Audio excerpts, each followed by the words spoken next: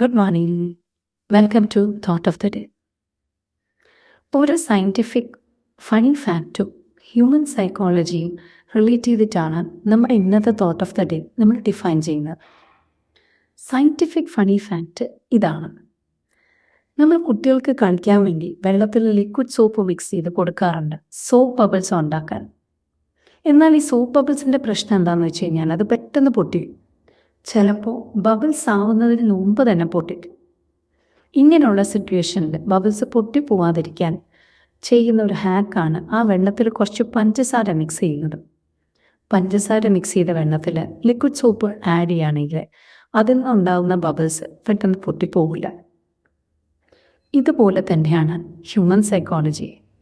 നമ്മൾ ഭയങ്കര ഇൻട്രസ്റ്റഡ് ആയിട്ട് എന്തെങ്കിലും ഒരു കാര്യം ചെയ്യാൻ നിൽക്കുമ്പോൾ, നമ്മളുടെ ലൈഫിൽ നമ്മുടെ ഒരു പാഷനോ ഡ്രീമോ നമ്മൾ ഫോളോ ചെയ്യാൻ നിൽക്കുമ്പോൾ, ഇത് നിന്നെ കൊണ്ട് പറ്റൂല, നിനക്കതിനുള്ള കഴിവില്ല, ഇത് നടപടിയാവില്ല എന്നൊക്കെ പറയുന്ന കുറേ ആൾക്കാരെ നമ്മൾ കണ്ടുമുട്ടും.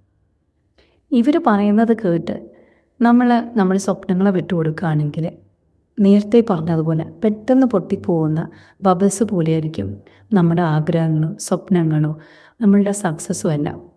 ഇത്തരം സിറ്റുവേഷൻസ് നമ്മൾ ഇവർ പറയുന്നത് കേട്ട് പതറിപ്പോകാതെ നമ്മുടെ ജീവിതത്തിൽ ചേർക്കേണ്ട പഞ്ചസാര കൂട്ടാണ് സെൽഫ് അവെയർനെസ്.